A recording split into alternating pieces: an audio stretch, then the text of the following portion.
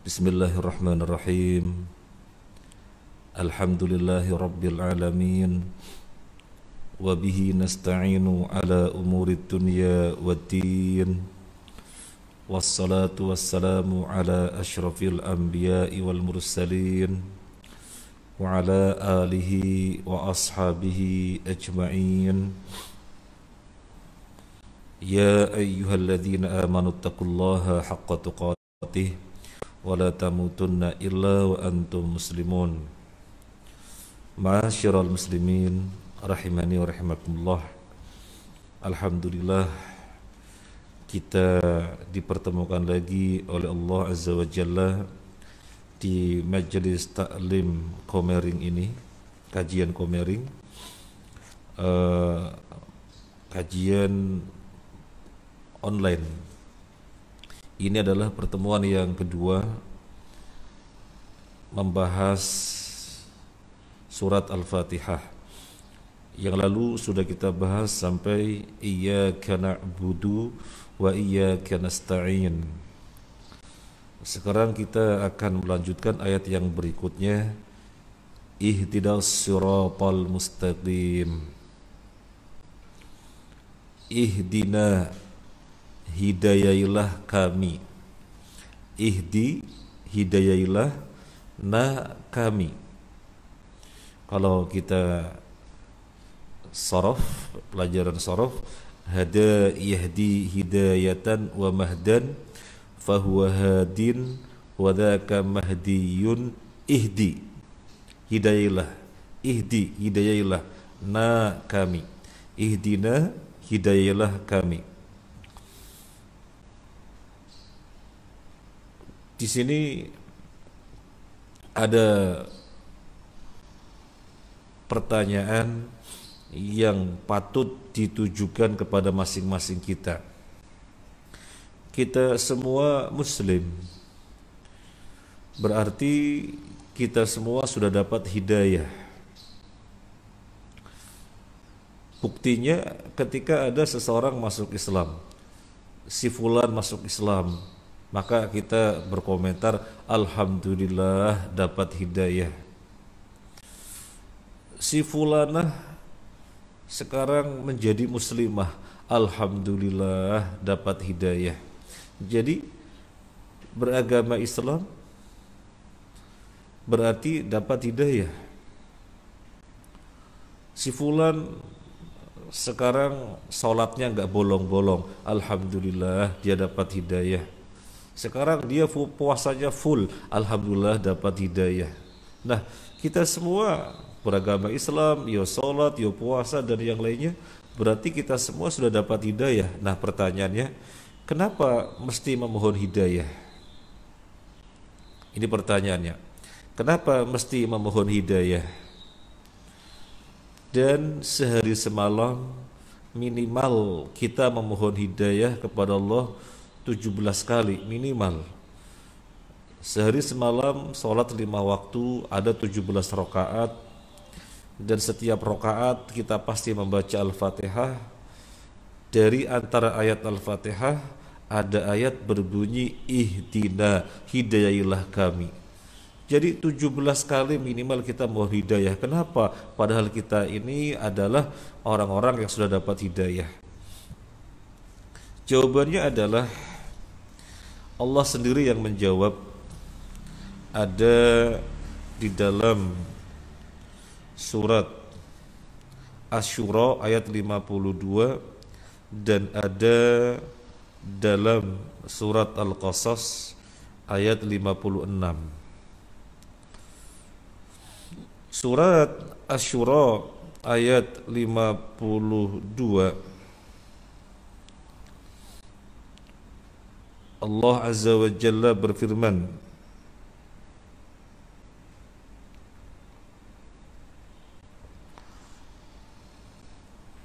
wa innaka latahdi ila siratim mustaqim. Benar-benar memberi hidayah menuju sirat mustaqim. Dan sesungguhnya kamu Muhammad benar-benar memberi hidayah menuju sirat mustaqim. Kemudian surat Al-Qasas ayat 56, Allah berfirman, innaka la tahdi man ahbabta walakinallaha yahdi man yasha. Sesungguhnya kamu tidak bisa memberi hidayah wahai Muhammad, tapi Allah lah yang memberi hidayah jika Dia menghendaki. Sesungguhnya kamu tidak bisa berhidayah wahai Muhammad meskipun kepada orang yang kamu cintai sekalipun, tapi Allah lah yang memberi hidayah kepada siapa saja yang Dia kehendaki. Nah, dari dua ayat ini kita nanti akan mengetahui jawabannya. Yang pertama, Allah menyatakan Nabi Muhammad memberi hidayah. Wa innaka latahdi ila siratim mustaqim. Sesungguhnya kamu Muhammad benar-benar memberi hidayah. Allah menyatakan Nabi Muhammad memberi hidayah. Sementara surat Al-Qasas ayat yang kedua yang tadi kita bacakan, Allah menyatakan Nabi Muhammad gak bisa memberi hidayah. Innaka latahdi man ahbabta. Kamu gak bisa memberi hidayah meskipun kepada orang yang kamu cintai sekalipun.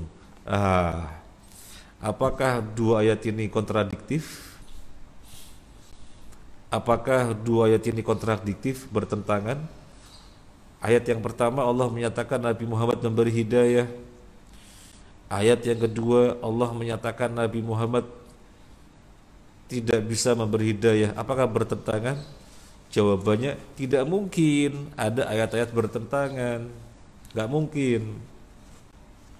Allah sudah nyatakan, afala yatadabbaruna al-Qur'an walau kana min 'indi ghairillahi lawajadu fihi ikhtilafan katsira. Apakah mereka tidak mentadabburi Al-Qur'an? Apakah mereka tidak merenungi Al-Qur'an? Seandainya Al-Qur'an itu datangnya dari selain Allah, niscaya akan banyak sekali pertentangan, kontradiksi. Tapi Al-Quran ini dari Allah, maka gak mungkin ada pertentangan, ada kesalahan, ada kontradiksi. Gak mungkin ada. Nah, sekarang kita bahas ayat ini. Loh, ini dua ayat, apa gak bertentangan? Sekali lagi tidak bertentangan. Justru disinilah terdapat pemahaman yang harus kita ambil, bahwa hidayah itu ada dua. Yang pertama, hidayah yang ada dalam kemampuan Nabi. Yang kedua, hidayah yang di luar kemampuan Nabi. Jadi dari dua ayat yang tadi kita bacakan, di situ ada makna bahwasanya hidayah ada dua. Yang pertama, yang ada dalam kemampuan Nabi. Wa innaka latahdi ila siratim mustaqim. Dan kamu benar-benar memberi hidayah menuju sirat mustaqim. Hidayah apa yang ada dalam kemampuan Nabi? Hidayah menjelaskan. Hidayah menjelaskan.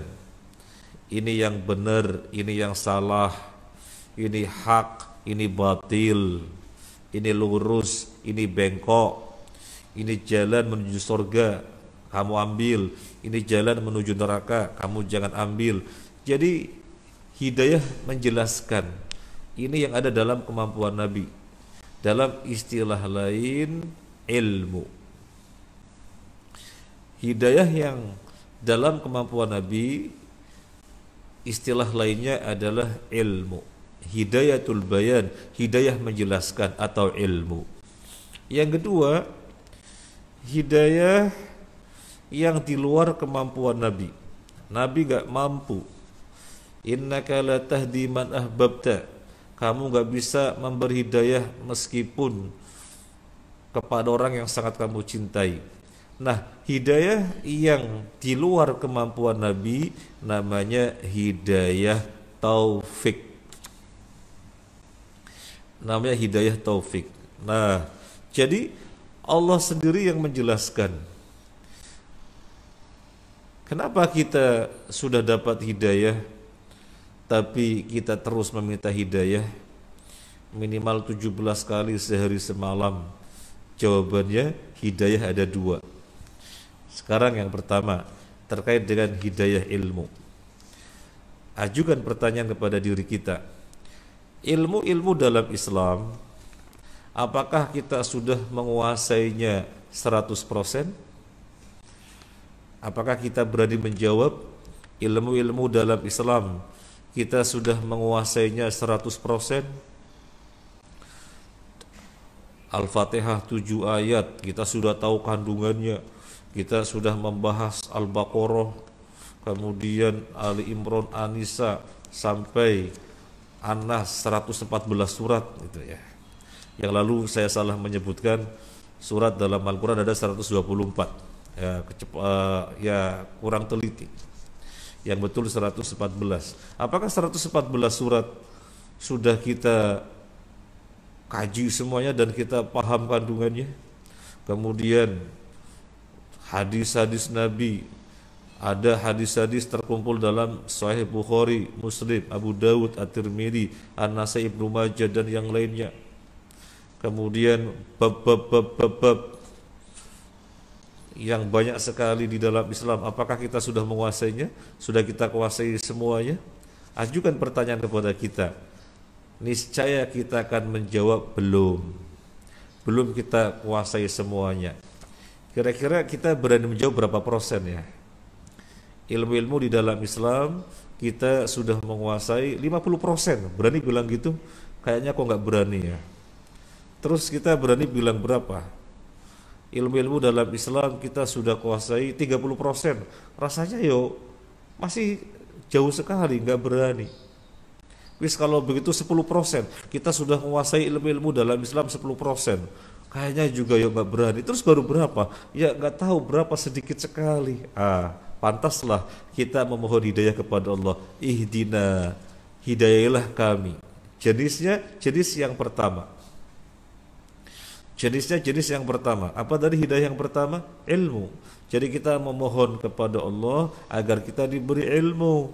Karena kita sadar sesadar-sadarnya baru sedikit sekali punya ilmu, baru sedikit sekali menguasai ilmu keislaman. Maka kita mohon hidayah kepada Allah. Jenisnya yang pertama yaitu hidayah ilmu. Sekarang hidayah yang kedua. Hidayah yang kedua yaitu taufik. Taufik itu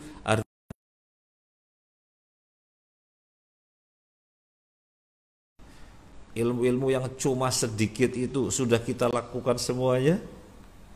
Ini ajukan pertanyaan yang kedua. Ilmu yang kita kuasai baru sedikit, iya. Sangat sedikit sekali, iya. Cuma sedikit, iya. Apakah sudah diamalkan semuanya? Jawab. Niscaya kita akan mengatakan belum.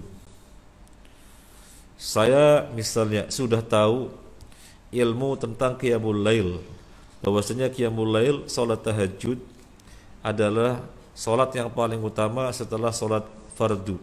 Apakah saya sudah mengerjakannya setiap malam? Belum. Maka butuh apa?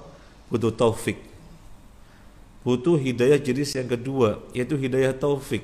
Ya Allah, ihdina, hidayahilah aku. Jenis yang kedua yaitu hidayah taufik, sehingga dengan saya berkemampuan untuk mengamalkan jenis hidayah yang pertama yaitu ilmu. Saya sudah tahu sholat tahajud paling utama di antara sholat sunnah yang ada.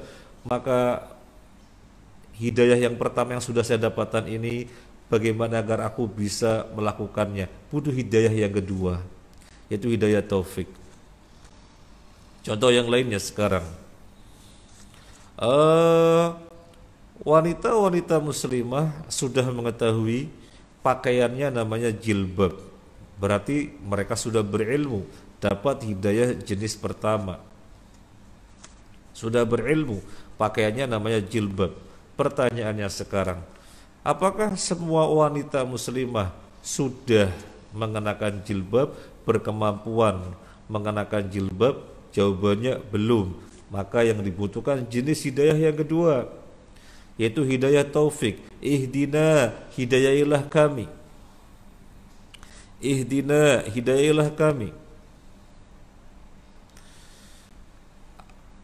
Wanita-wanita muslimah, mereka sudah tahu ilmu tentang pakaian, yaitu jilbab, agar mereka mampu mengenakannya. Jadi butuh hidayah taufik.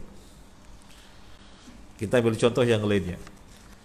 Kaum muslimin sudah tahu bahwasanya riba itu haram, ya.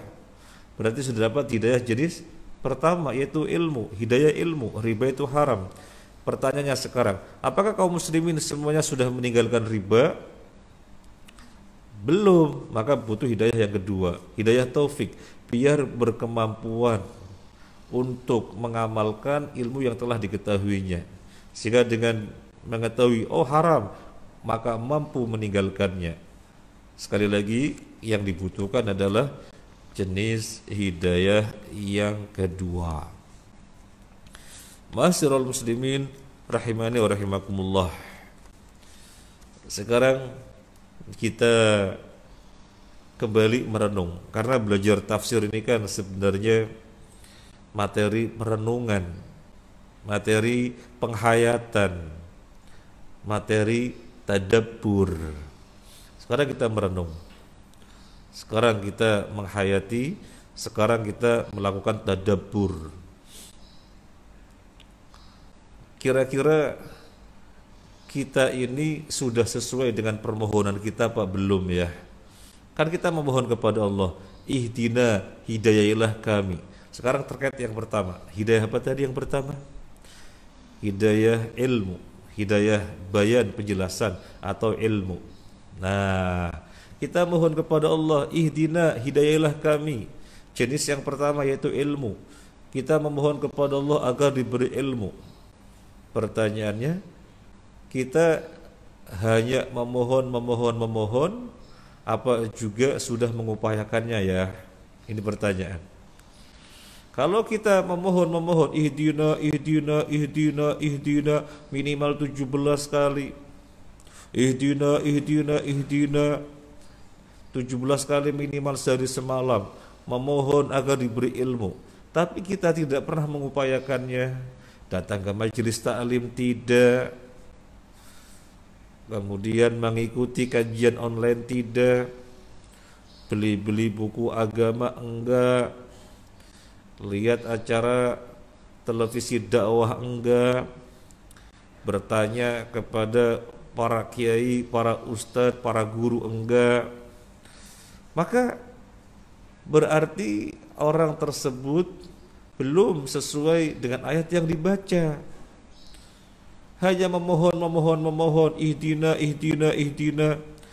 hidayahilah kami, tapi nggak ada upayanya, nggak ada usahanya, nonsense, nggak ada artinya. Memohon saja, nggak ada ikhtiarnya.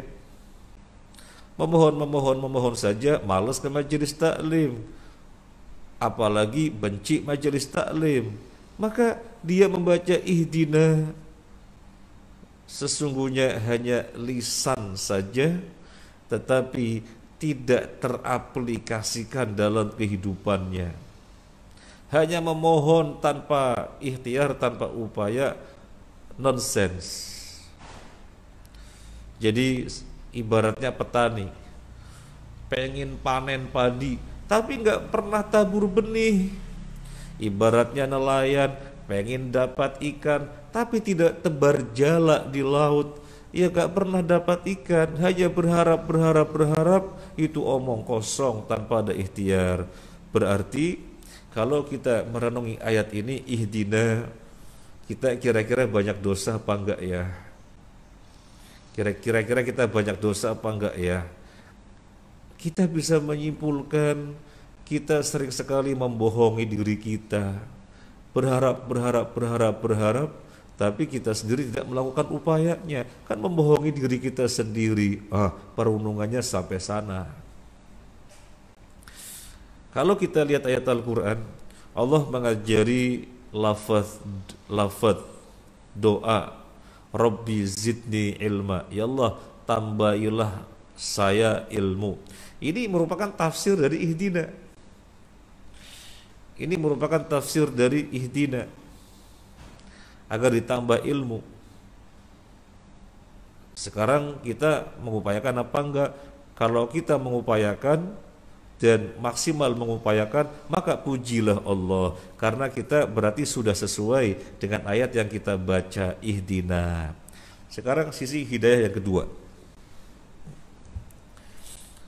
Sekarang sisi hidayah yang kedua. Apa tadi hidayah yang kedua? Hidayah taufik. Kita memohon hidayah taufik, biar Allah beri kita pertolongan sehingga kita berkemampuan untuk mengamalkan hidayah jenis pertama tadi. Nah, kita sudah tahu bahwasanya salat tahajud tadi kita ambil contoh. Salat tahajud, salat sunnah yang paling utama setelah salat fardu. Sudah dapat ilmu, hidayah jenis pertama. Sekarang yang kedua. Yang kedua, kita juga pasang waker biar bangun malam. Berarti ada upaya. Begitu waker berbunyi, kering, kering, kering, bangun. Mestinya apa? Mestinya lempar selimut, kemudian langkahkan kaki menuju kamar mandi. Tapi yang terjadi apa? Wakernya berbunyi kering, kering, kering, kering, bangun, dimatikan lagi, mempertebal selimut. Nah, di mana ihdinanya? Di mana ihdinanya? Jadi butuh upaya yang keras untuk mendapatkan hidayah taufik, bukan sekedar nyalain waker saja, tapi dia untuk benar-benar mendapatkan hidayah taufik dia mesti memotivasi dirinya, cari motivasi apapun sehingga dirinya berkekuatan, benar-benar bangun. Ini namanya permohonannya betul, meminta hidayah jenis yang kedua, dan dia maksimal untuk mendapatkan hidayah jenis yang kedua tersebut, yaitu taufik. Saya ambil contoh yang lainnya. Seseorang sudah mengetahui fadilah menuntut ilmu. Seseorang sudah mengetahui fadilah menuntut ilmu. Fadilahnya sangat tinggi sekali. Fadilahnya sangat tinggi sekali. Bahkan menuntut ilmu adalah kewajiban yang pertama bagi setiap muslim sebelum kewajiban apapun. Nah, ini kalau kita bahas nanti tambah panjang lagi. Intinya menuntut ilmu fadilahnya sangat tinggi sekali, sehingga seseorang kemudian tergerakkan harus ngaji, harus datang ke majelis taklim. Nah, berarti sudah apa? Dapat hidayah jenis yang pertama tadi, itu hidayah ilmu. Nah, dia pun kemudian mengupayakan untuk bisa sering ngaji, untuk bisa selalu datang ke majelis taklim. Nah, begitu tahu ada jadwal mau berangkat nggak jadi. Begitu ada jadwal mau berangkat nggak jadi lagi. Tahu ada jadwal mau berangkat nggak jadi lagi. Nggak pernah jadi. Ini kenapa? Motivasinya kurang kuat. Motivasinya kurang kuat. Maka orang yang benar permohonannya kepada Allah, ihdina, hidayahlah kami, jenis yang kedua yaitu hidayah taufik, maka dikatakan permohonannya benar kalau orang tersebut upayanya maksimal. Oleh karena itu perlu mencari motivasi-motivasi agar memperkuat diri kita sehingga benar-benar upayanya maksimal, akhirnya dapatlah hidayah taufik dari Allah Azza wa Jalla. Jadi jangan sampai tidak maksimal upayanya, nanti akhirnya kita membohongi diri kita sendiri, hanya berharap tapi nggak ada upaya atau upayanya nggak maksimal. Nonsense. Jadi berharap nggak ada upaya, itu membohongi diri sendiri. Berarti kalau dipikir-pikir sering kita membohongi diri sendiri. Waliyadu billah. Nah, ini renungan tadabbur dari ihdina. Ma'asyiral muslimin rahimani wa rahimakumullah. Ada sedikit yang perlu kita sampaikan. Ya nggak apa-apa, kita melebar pembahasan sedikit, tapi masih ada kaitannya. Waktu itu kita ngaji dengan seseorang pakar kristologi. Beliau bercerita tentang suatu kejadian. Seorang muslim yang wawasan keislamannya minim. Suatu ketika dia pergi ke luar negeri, kemudian di sana ada non muslim ngajak diskusi. Anda muslim? Iya, saya muslim. Saya mau tanya, tolong dijawab ya. Kenapa sih orang muslim kok begitu kuat banget mengikuti nabinya, Nabi Muhammad? Wong nabinya sendiri loh gak dapat hidayah.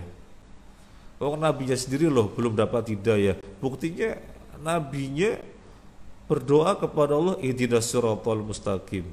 Jadi kan belum dapat hidayah, kok diikuti? Wong belum dapat hidayah kok diikuti? Dan umatnya pun begitu.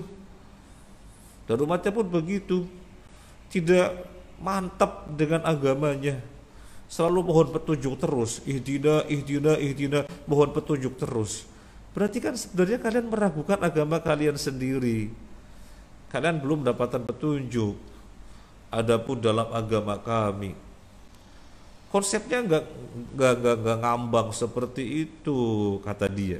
Dalam agama kami konsepnya nggak ngambang seperti itu.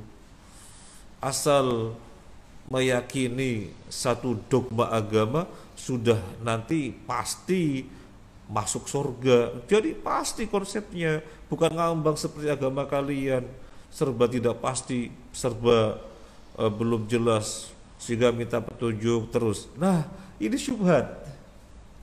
Ini syubhat yang dilontarkan oleh orang non muslim kepada orang tadi yang dia wawasan agamanya nggak kuat, akhirnya bingung. Padahal kalau dia tahu tafsir Al-Fatihah, inilah penjelasan ihdina. Justru maknanya sangat mendalam. Justru agama Islam adalah agama yang benar. Bagaimana tidak benar? Satu-satunya agama Tuhan, satu-satunya agama Allah Azza wa Jalla. Dan agar orang maksimal di dalam menjalankan agama, maka butuh hidayah taufik dari Allah. Jadi memohonnya justru untuk menguatkan setiap muslim dengan agama yang benar ini. Nah, ini kan bisa dijawab kalau orang punya wawasan keagamaan yang bagus, paling enggak mengetahui tafsir ihdina. Baik, sekarang yang berikutnya, untuk apa kita mohon hidayah? Untuk apa kita mohon hidayah?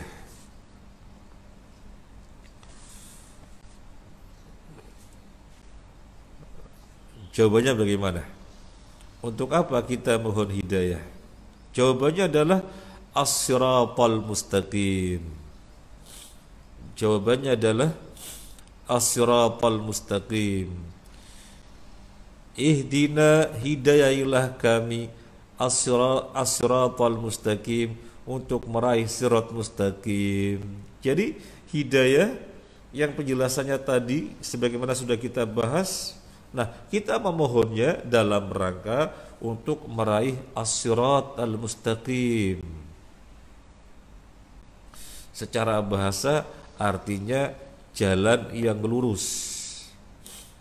Secara bahasa artinya jalan yang lurus.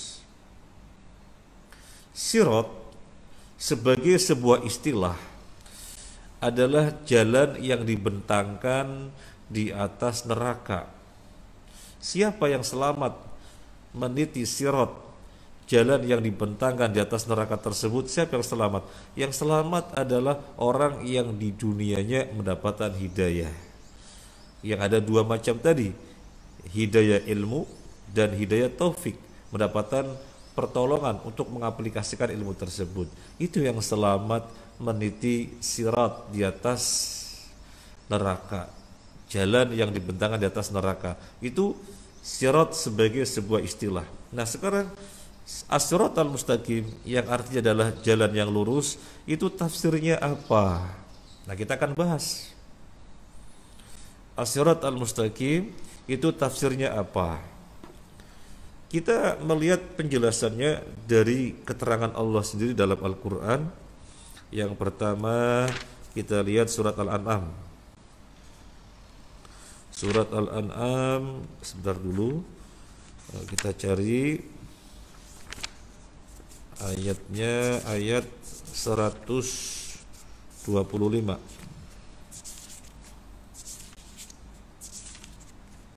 Nah, 125 sampai 126. Ini penjelasan apa sirat mustaqim. A'udzu billahi minasyaitonir rajim.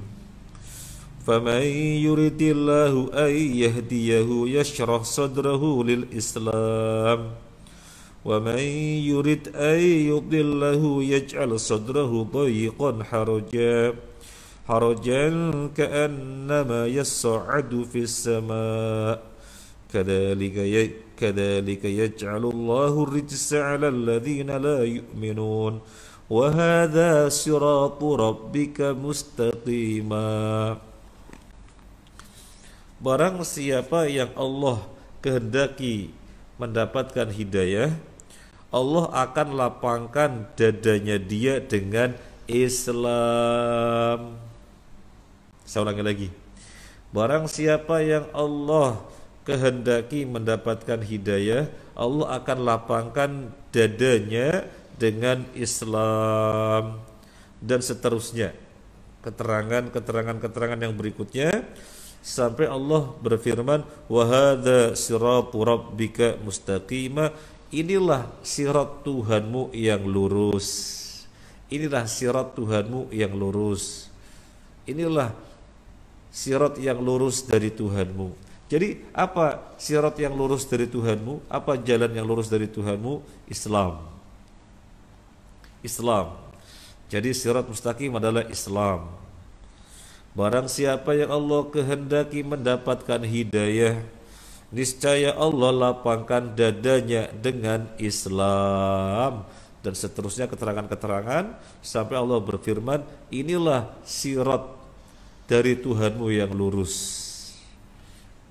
Inilah sirat yang lurus dari Tuhanmu. Apa sirat yang lurus dari Tuhanmu? Apa sirat mustaqim? Sirat mustaqim tafsirnya adalah Islam. Satu, kita surfing dulu. Sirat mustaqim tafsirnya adalah Islam. Sekarang kita melihat Al-Maidah ayat 15 sampai 16 ya. Kita lihat Al-Maidah. Kita lihat Al-Maidah ayat 15 sampai 16.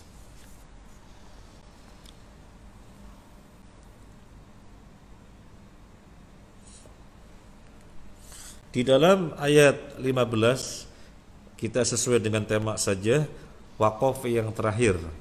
Sudah ketemu? Surat Al-Maidah ayat 15, waqaf yang terakhir. Qad ja'akum minallahi nurun wa kitabum mubin. Ketemu? Waqaf yang terakhir ayat 15. Qad ja'akum minallahi nurun wa kitabum mubin. Qad ja'akum telah datang kepada kalian minallahi dari Allah nur cahaya, wa kitabum mubin dan kitab yang menjelaskan Al-Qur'an. Telah datang dari Allah kepada kalian Al-Qur'an. Yahdi bihillahu manittaba'a ridwanahu subulas salam. Dengan Al-Qur'an itu Allah menunjuki siapa saja yang mengikuti keridhoannya menuju jalan-jalan keselamatan, wa yukhrijuhum minadh-dhulumati ila nur, dan mengeluarkan mereka dari kegelapan menuju cahaya, biizni rabbihim, biiznihi dengan izinnya, wa yahdihim ila siratim mustaqim, dan dengan Al-Quran itu Allah menunjukinya menuju sirat mustaqim. Jadi apa sirat mustaqim? Dengan apa sirat mustaqim? Dengan Al-Quran. Ini tafsir yang kedua.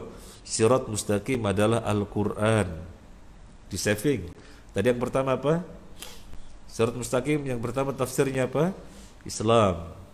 Sekarang sirat mustaqim yang kedua tafsirnya apa? Al-Quran. Sekarang kita lihat surat Yasin ayat 61. Surat Yasin itu surat 36 ayat 61. Sudah ketemu? Para jamaah kajian Komering lebih bisa mengikuti kalau buka mushaf. Sekarang surat Yasin ayat 61. Wa ni'buduni hadza siratum mustaqim. Wa ni'buduni, dan beribadahlah kepadaku. Hadza siratum mustaqim. Inilah sirat mustaqim. Jadi apa sirat mustaqim? Wa ni'buduni, dan sembahlah aku, dan beribadahlah kepada aku saja. Hadza siratum mustaqim. Inilah sirat mustaqim. Jadi apa sirat mustaqim? Sirat mustaqim itu beribadah kepada Allah saja. Sirat mustaqim itu beribadah kepada Allah saja. Ayo kita saving. Sirat mustaqim yang pertama tadi apa? Islam. Yang kedua apa? Al-Quran. Yang ketiga apa? Beribadah kepada Allah saja. Sekarang kita lihat apa sirat mustaqim. Lihat surat Asy-Syura. Lihat surat Asy-Syura. Allah berfirman dalam surat Asy-Syura, wa innaka latahdi ila siratim mustaqim. Tadi yang sudah kita bacakan ya, itu ayat 52. Wa innaka latahdi ila siratim mustaqim, dan sesungguhnya kamu Muhammad memberi hidayah menuju sirat mustaqim. Sirat mustaqim itu apa? Sirat mustaqim, jalan yang lurus itu apa? Dan sesungguhnya kamu Muhammad, sesungguhnya kamu Muhammad. Saya ulangi lagi, sesungguhnya kamu Muhammad memberi hidayah menuju sirat mustaqim. Sirat mustaqim, jalan yang lurus, adalah mengikuti Nabi Muhammad. Sirat mustaqim, jalan yang lurus, adalah mengikuti Nabi Muhammad. Ayo sekarang kita lihat dari penjelasan Allah langsung dalam Al-Quran. Dari penjelasan Allah langsung dalam Al-Quran. Sirat mustaqim yang pertama apa? Islam. Yang kedua Al-Quran. Yang ketiga beribadah kepada Allah saja. Kemudian yang keempat mengikuti Nabi Muhammad. Terus apa maksudnya ya? Kita memohon hidayah untuk meraih sirat mustaqim. Sirat mustaqim kok ada 4 penafsiran? Sirat mustaqim kok ada 4 penafsiran? Apa ini maksudnya? Nah, begini. Tadabbur. Belajar tafsir adalah belajar penghayatan, belajar perenungan, belajar tadabbur. Begini. Islam, yang pertama dari Islam. Islam itu apa? Islam itu apa? Tidaklah Islam kecuali menyeru manusia beribadah kepada Allah saja. Semua nabi beragama Islam. Semua nabi beragama Islam.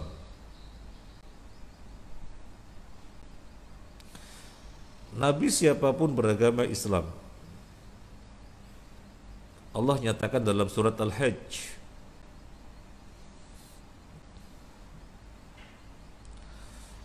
yang membedakan itu syariat-syariatnya.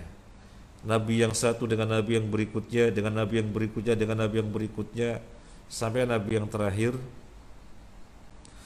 yang membedakan syariatnya. Adapun peribadahan hanya kepada Allah saja. Jadi Islam adalah menyeru manusia beribadah kepada Allah saja. Ini Islam. Islam agama seluruh nabi yang visinya satu, yaitu beribadah kepada Allah saja. Mungkin pengen tahu mana yang menunjukkan Islam itu agamanya seluruh nabi. Kita lihat surat Al-Hajj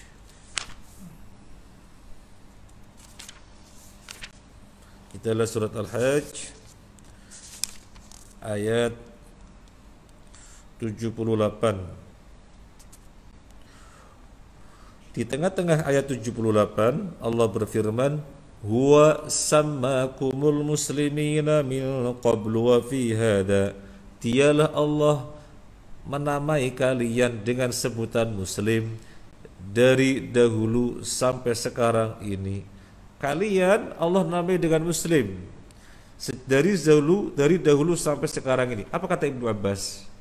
Ibnu Abbas mengatakan bagaimana?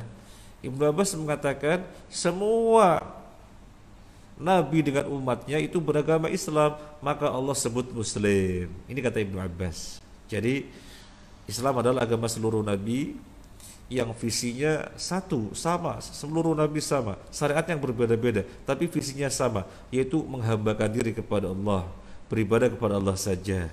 Jelas pengertian tafsir Islam. Sekarang tafsir yang kedua apa tadi? Al-Quran. Sirat mustaqim tafsirnya adalah Al-Quran. Al-Quran, ini Al-Quran mushaf mulai Al-Fatihah sampai An-Nas. Ini Al-Quran. Apa isinya?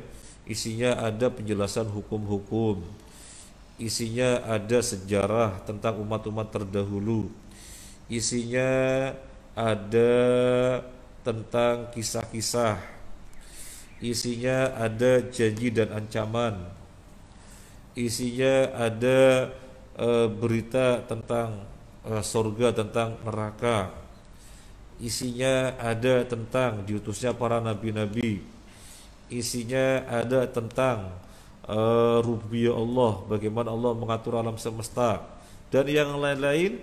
Seluruh yang terkandung dalam Al-Quran itu mengerucut pada apa? Kita berpegang teguh dengan Al-Quran yang kandungannya macam-macam tadi, sesungguhnya mengerucut kepada apa? Sesungguhnya mengerucut pada satu titik, agar kita menghambakan diri kepada Allah saja, agar kita beribadah kepada Allah saja. Ini tafsir yang kedua Al-Quran. Islam sudah, Al-Quran sudah. Yang ketiga apa tadi? Tafsir yang ketiga adalah surat Yasin ayat 61, wa ni'buduni hadza siratul mustaqim. Dan beribadahlah kepada aku saja, inilah jalan yang lurus. Ini jelas, beribadah kepada aku saja, kata Allah. Beribadah kepada aku saja, inilah jalan yang lurus. Jadi tiga tafsir yang pertama, apa tadi yang pertama? Islam, kemudian Al-Quran, kemudian yang ketiga, ini maknanya sama, agar kita menghambakan diri kepada Allah saja, agar kita menyembah Allah saja. Jelas. Sekarang kita merenung. Iya, saya sudah paham. Kita beribadah kepada Allah saja, kita menghambakan diri kepada Allah saja, paham. Terus gimana caranya beribadah kepada Allah? Terus gimana caranya menghambakan diri kepada Allah? Lihat Sirat Mustaqim tafsir yang keempat. Apa Sirat Mustaqim tafsir yang keempat? Mengikuti Nabi Muhammad sallallahu alaihi wasallam. Mengikuti Nabi Muhammad sallallahu alaihi wasallam itulah Sirat Mustaqim. Jadi bagaimana cara ibadah kepada Allah, cara menghambakan diri kepada Allah, ikuti saja bagaimana petunjuk Nabi. Nabi mengajarkan bagaimana, Nabi menjelaskan gimana cara beribadah, cara menghambakan diri, ya itu saja. Di luar yang dari Nabi, no. Cara-cara peribadahan, cara-cara penghambaan diri kepada Allah yang tidak pernah Nabi ajarkan, no. Karena syarat mustaqim itu apa?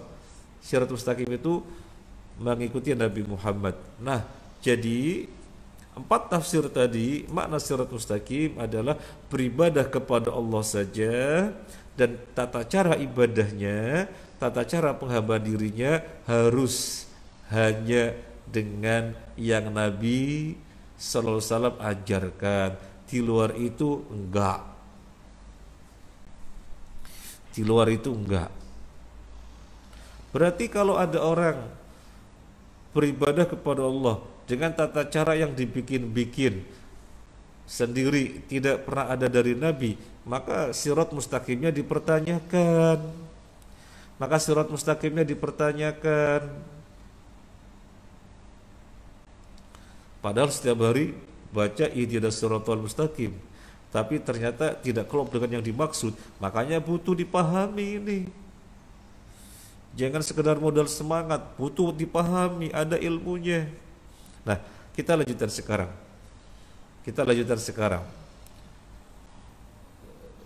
Sirat mustaqim tafsirnya sudah jelas, mengerucut pada pemahaman beribadah hanya kepada Allah saja, dan tata cara ibadahnya harus dengan yang Nabi ajarkan, Nabi jelaskan. Di luar itu no. Nah, sekarang pemahaman ini mengerucut lagi pada sebuah kalimat. Ada yang tahu kira-kira? Ada yang tahu kira-kira?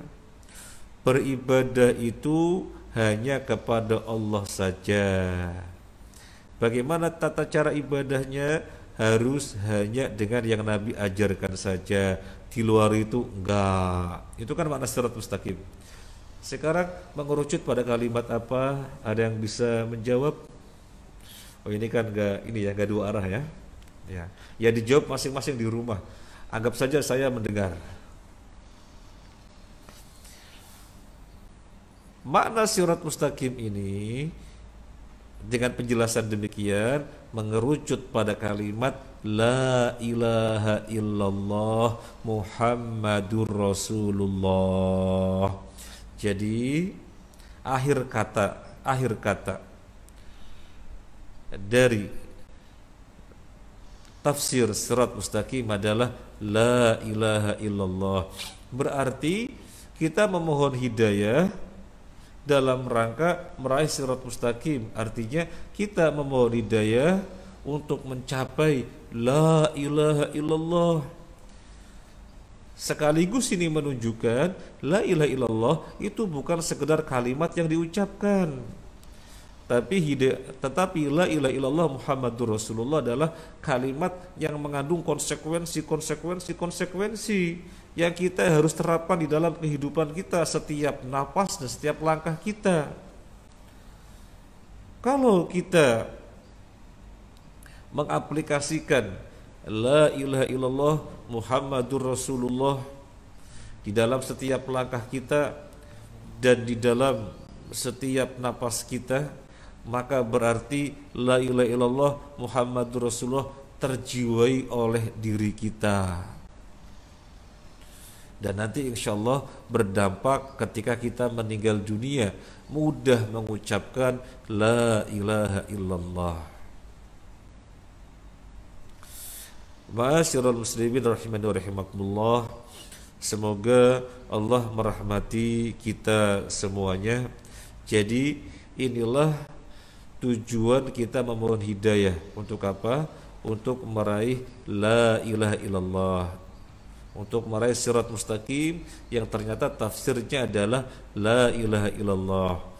Dari sini sekaligus memperkuat pemahaman kita selama ini bahwasanya la ilaha illallah Muhammadur Rasulullah La ilaha illallah Muhammadur Rasulullah bukan sekedar kalimat yang diucapkan, tetapi kalimat yang mengandung konsekuensi-konsekuensi. Berarti kita hidup setiap saat harus mengaplikasikan konsekuensi-konsekuensi la ilaha illallah Muhammadur Rasulullah, dan itu yang dikehendaki dari ayat permohonan hidayah. Ihdinas siratal mustaqim. Kira-kira kita sudah apa belum ya? Kalau misalnya sudah sekian persen, alhamdulillah, tinggal kita terus tingkatkan. Kalau misalnya masih belum, masih sebatas memohon dan memohon, tapi upaya kurang maksimal, maka mintalah taufik kepada Allah agar maksimal, sehingga setiap detik, setiap saat, setiap waktu, setiap langkah, setiap keputusan, semuanya tidak lain merupakan konsekuensi la ilaha illallah Muhammadur Rasulullah. Baik, ini ihdinas siratal mustaqim. Ma'asyiral muslimin rahimani rahimakumullah.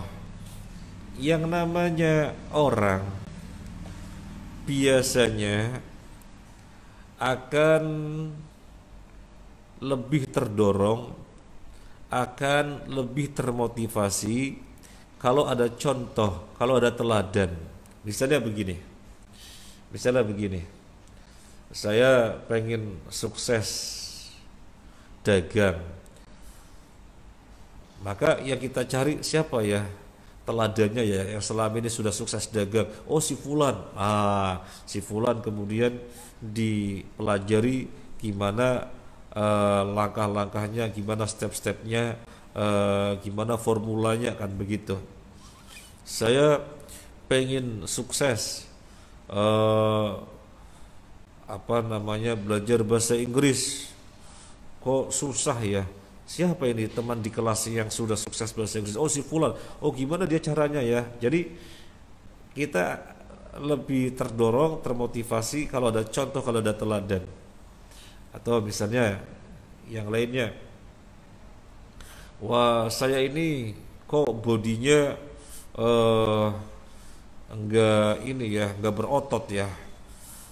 Misalnya bodi saya udah tinggi, udah otak bagus gitu ya, tapi kok kurang berotot ya.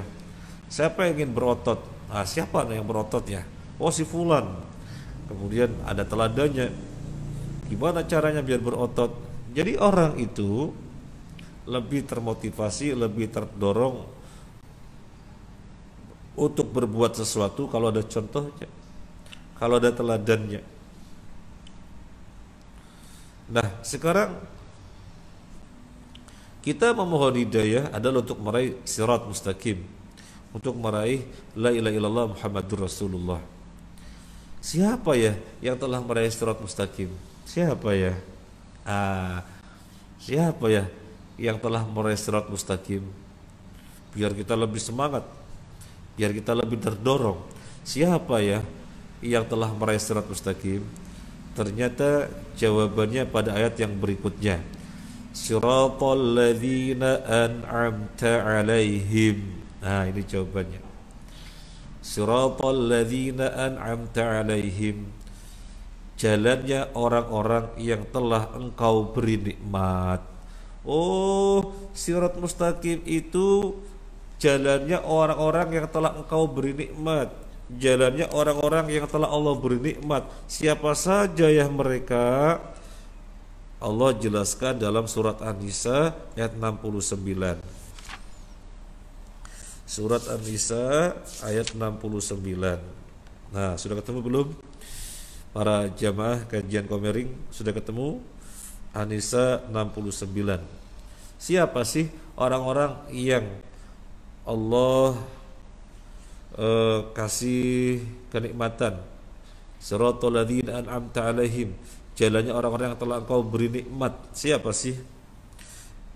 Wa may yuti'illaha war rasula fa ulaika ma'al ladzina an'ama Allahu 'alaihim minan nabiyyin was siddiqin was syuhada'i was salihin.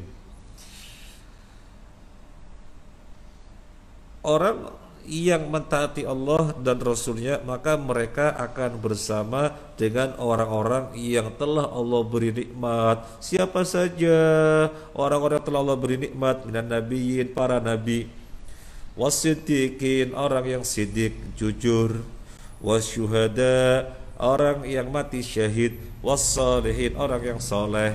Nah, jadi yang telah meraih sirat mustaqim 4 macam golongan.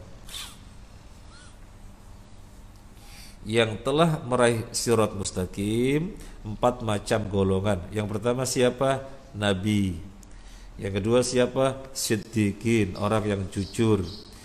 Yang ketiga siapa? Syuhada, orang yang mati syahid. Yang keempat siapa? As-salihin, orang yang soleh. Nah, dengan mengetahui inilah teladan di mana Allah menyatakan mereka inilah yang telah meraih sirat mustaqim, maka kita terlecut. Gimana sih para nabi sehingga mereka dinyatakan meraih sirat mustaqim? Gimana sih para siddiqin sehingga mereka dinyatakan meraih sirat mustaqim? Gimana sih syuhada sehingga mereka dinyatakan meraih sirat mustaqim? Gimana sih orang-orang saleh sehingga mereka dinyatakan meraih sirat mustaqim? Wah, saya harus bisa mengikuti mereka. Jadi dengan mengetahui teladannya, kita terlecut, termotivasi, terdorong untuk mengikuti jejak-jejaknya. Kita mau bahas satu-satu. Ayo kita bahas satu-satu. Nabi, bagaimana para nabi? Bagaimana para nabi? Di antara penghambaan kepada Allah yang paling tinggi tingkatannya para nabi. Maksud saya begini, manusia itu kan menghambakan diri kepada Allah. Tingkat penghambaan yang tertinggi itu para nabi, maksimal penghambanya kepada Allah. Gimana sih para nabi? Kita pelajari setiap nabi bagaimana. Kita melihat Nabi Muhammad saja, nabi terakhir yaitu nabi kita Nabi Muhammad SAW, bagaimana kita baca sirahnya. Oh, untuk memperjuangkan hak sedemikian rupa dengan segala pengorbanannya. Saya ini untuk memperjuangkan hak sudah sejauh mana? Seandainya tidak bisa seperti Nabi, paling enggak jejaknya kita ikuti.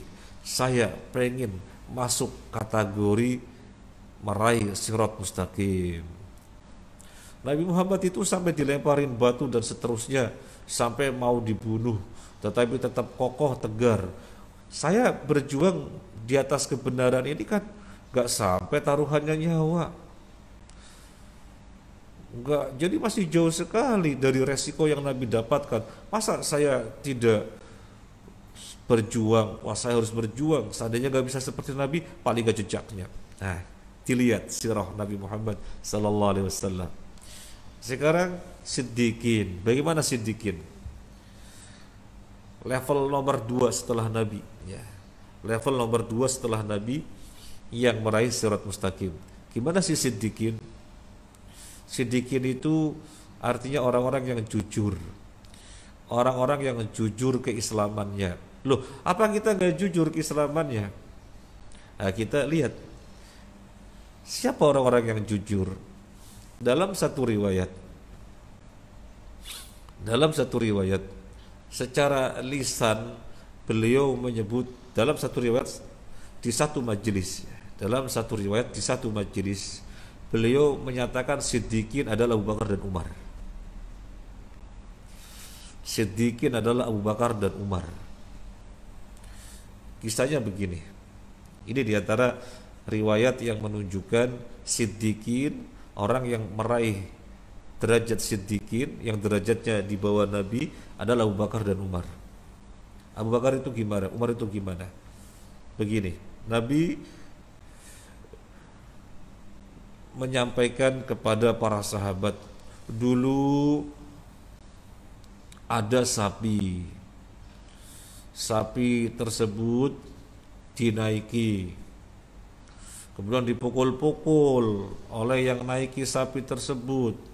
Maka sapinya ngomong, saya diciptakan untuk membajak sawah, bukan untuk ini. Maka para sahabat kemudian mengatakan, "Hah, ada sapi bisa ngomong." Apa kata Nabi setelah mendengar komentar para sahabat? Apa kata Nabi setelah mendengar komentar para sahabat, ada sapi bisa ngomong? Nabi mengatakan, saya percaya kepada kejadian ini, demikian pula Abu Bakar dan Umar. Wa ma huma thamma. Anas bin Malik yang meriwayatkan hadis ini mengatakan, padahal Abu Bakar dan Umar enggak ada di situ. Tapi melalui lisan Rasulullah langsung Nabi menyebutkan Abu Bakar dan Umar juga percaya. Saya percaya ada kejadian ini juga Abu Bakar dan Umar. Kemudian Nabi menyampaikan lagi, ada pengembala mengembalakan kambing-kambing. Kemudian suatu ketika datang serigala. Serigala mengambil satu kambing. Kemudian diketahui oleh si pengembala, ditarik itu kambing itu. Akhirnya kemudian serigalanya duduk dan mengatakan, siapa yang menghalangi saya di saat tidak ada yang menjaga? Para sahabat berkomentar, serigala bisa ngomong. Maka mendengar komentar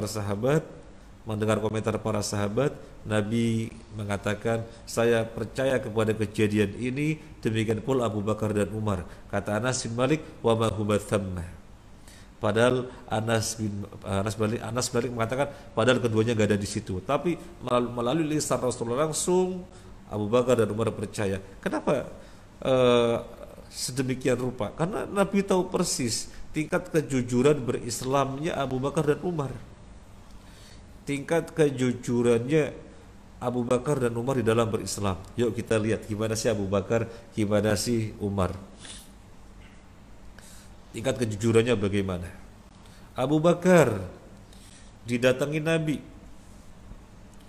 untuk menemani hijrah dari Makkah ke Madinah. Kira-kira taruhannya apa? Menemani hijrah dari Makkah ke Madinah. Taruhannya nyawa, karena posisinya lagi mau dibunuh. Tapi Abu Bakar diajak menemani, dan itu pun tidak langsung hijrah ke Madinah, sembunyi dulu di sebuah Goa Tur, untuk menghilangkan jejak orang-orang kafir biar nggak tahu. Bersembunyi dulu baru jalan.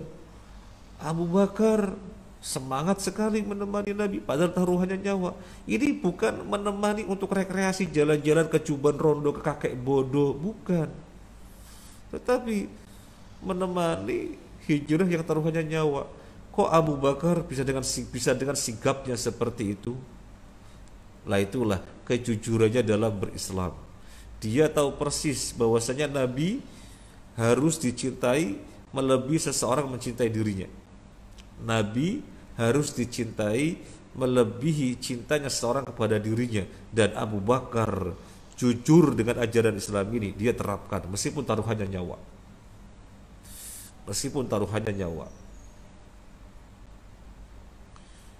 Demikian pula Umar di dalam berislam.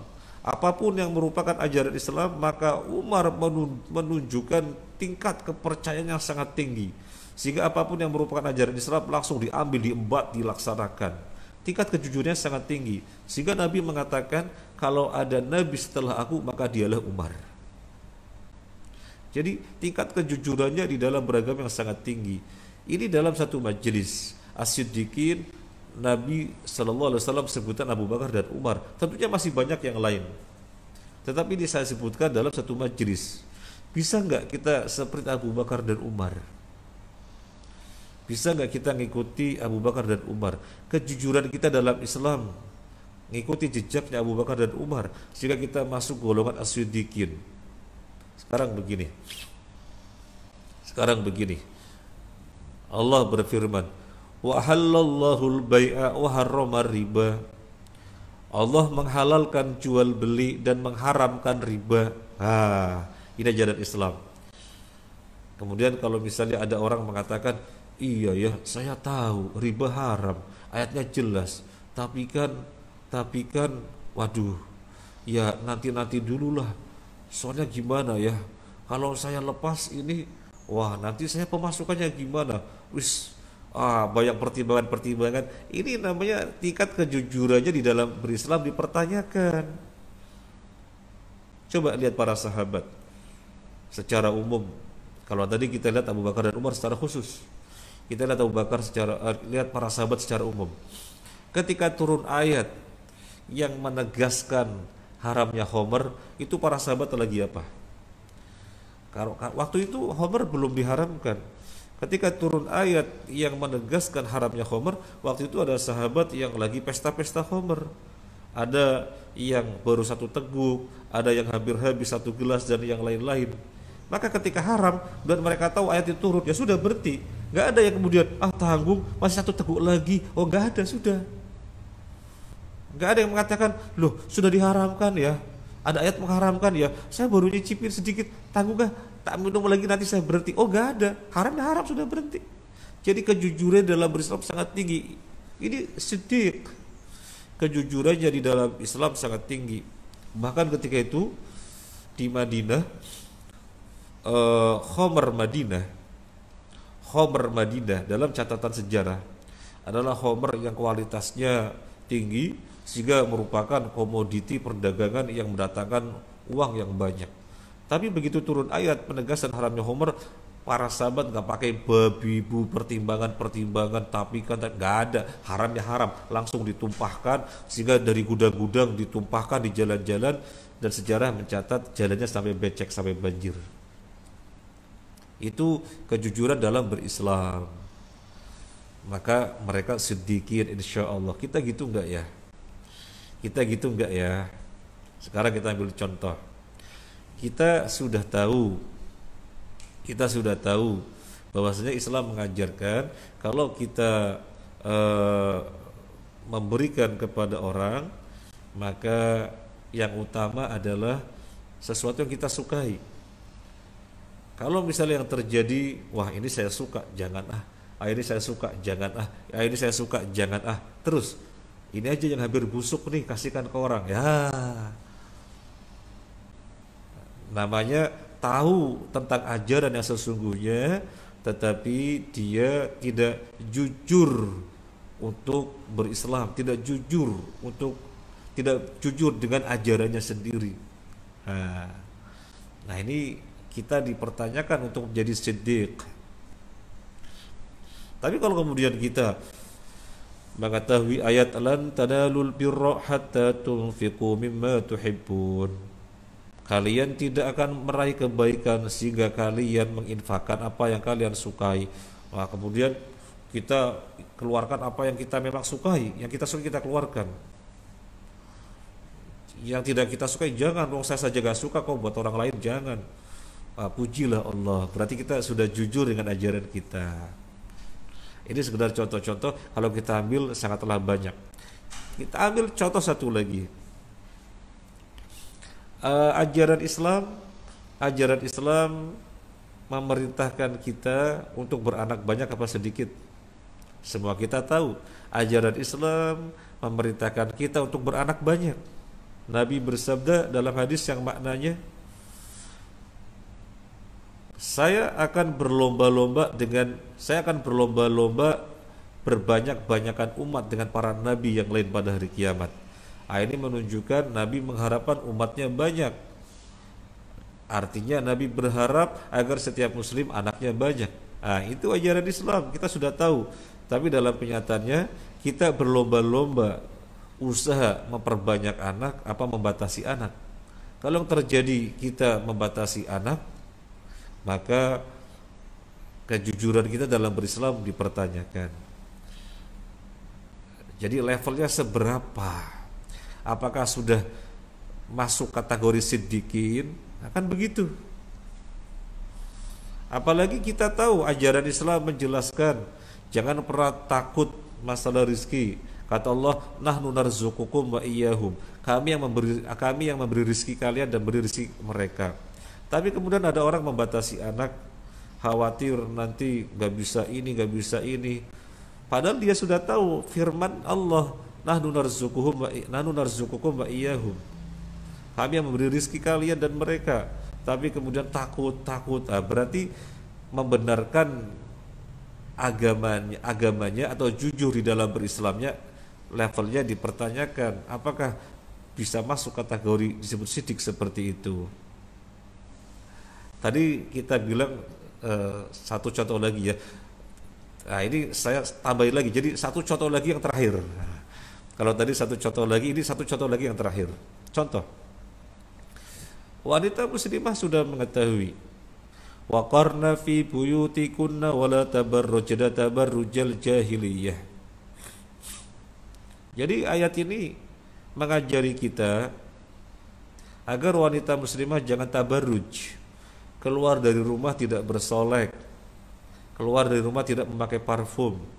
Nabi bersabda, ayyuma mar'atin ista'tarat famarat ala qaumin hatta yajidu riha fayazaniyah.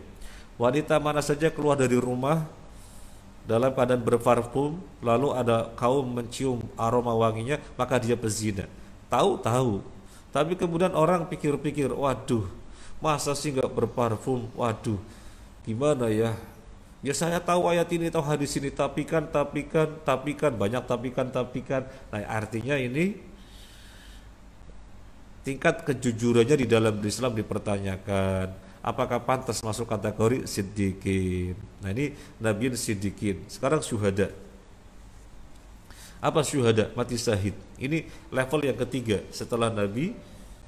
Setelah nabi siddiqin, yang berikutnya syuhada. Apa syuhada? Orang mati syahid. Kira-kira para syuhada itu gimana ya? Para syuhada itu kira-kira gimana ya? Orang yang mati syahid itu gimana ya? Mereka membela Islam sampai nyawanya melayang. Lah, kira-kira kita membela Islam sampai nyawanya melayang apa enggak ya? Enggak sampai. Paling korban waktu, korban tenaga, korban pemikiran, korban harta, korban tempat dan yang lainnya. Masa enggak bisa? Wong syuhada loh sampai nyawanya melayang. Nah, maka kalau nggak bisa seperti syuhada, karena kan kita nggak tahu ada jihad apa enggak, kan kita nggak tahu jihad dalam pengertian yang sebenarnya jihad syar'i, sebagaimana para sahabat bersama Nabi, bukan orang yang semangat ngebom sana ngebom sini ngebom sana ngebom sini kemudian bilangnya ini syahid. Bukan itu, itu bukan jihad dan matinya bukan syahid. Jadi syahid dalam pengertian yang sebenarnya sebagaimana sesuai dengan ilmunya, sebagaimana sesuai dengan petunjuk syariat. Ada apa enggak? Kan kita enggak tahu. Sehingga kita nanti syahid apa enggak kita enggak tahu. Paling enggak apa yang telah merupakan jejaknya para syuhada sampai nyawa melayang dalam memperjuangkan Islam, yang kita di mana kita tidak sampai melayang nyawa, maka kita jangan sampai kemudian berat berkorban dengan harta, berat berkorban dengan tenaga, berat berkorban dengan pemikiran, dan jangan lu nggak sampai nyawa kok. Biar kita ngikuti jejak syuhada. Sekarang yang keempat apa? Solehin. Yang keempat solehin. Level yang terakhir Nabi, siddiqin, syuhada, solehin. Siapa solehin? Solehin itu orang-orang yang soleh. Secara umum orang-orang yang soleh namanya solehin. Ya Nabi orang soleh, siddiqin orang soleh, syuhada orang soleh, tapi orang soleh yang levelnya tinggi. Nah sekarang solehin adalah orang soleh yang secara umum. Siapa mereka? Gampang. Siapa saja yang terhadap qala Allah qala Rasul merespon sami'na wa ata'na. Siapa saja yang terhadap qala Allah qala Rasul lantas merespon sami'na wa ata'na, itu namanya orang soleh. Kira-kira kesolehan kita sampai di mana? Insya Allah kita semua orang soleh, tapi levelnya di mana? Sehingga pertanyaannya, masuk nggak ya kira-kira ke dalam 4 golongan tadi, khususnya yaitu solehin level yang keempat. Kira-kira kita masuk apa enggak ya? Kalau sami'na wa ata'nanya kita tidak totalitas, hanya sebagian saja, sebagian yang lainnya masih pilih-pilih, pikir-pikir, ya khawatirnya nggak masuk solehin di dalam kategori an'amallahu alaihim, orang-orang yang Allah beri nikmat. Ada dalam Al-Fatihah siratal ladzina an'amta alaihim, orang-orang yang telah Engkau beri nikmat, ya Allah nyatakan mereka lah orang-orang yang telah meraih sirat mustaqim. Masih ada waktu? Habis? Sudah habis? Tanggal 11? Habis? Kalau sudah habis, ya berarti masih ada tersisa. Insyaallah kita lanjutkan di dalam acara dan gelombang yang sama di kajian komerik insyaallah. Semoga bermanfaat. Terima kasih atas kebersamaannya dan mohon maaf atas hal-hal yang kurang berkenan. Jadi masih ada ayat apa? Ghairil maghdubi alaihim waladdallin. Masih ada ayat. Semoga bisa dipahami dan semoga kita berkekuatan untuk semakin eh, bisa mengaplikasikan dalam kehidupan kita sehingga kita masuk dalam kategori orang yang meraih sirat mustaqim. Subhanakallahumma wa bihamdika asyhadu an la ilaha illa anta astaghfiruka wa atubu ilaik. Assalamualaikum warahmatullahi wabarakatuh.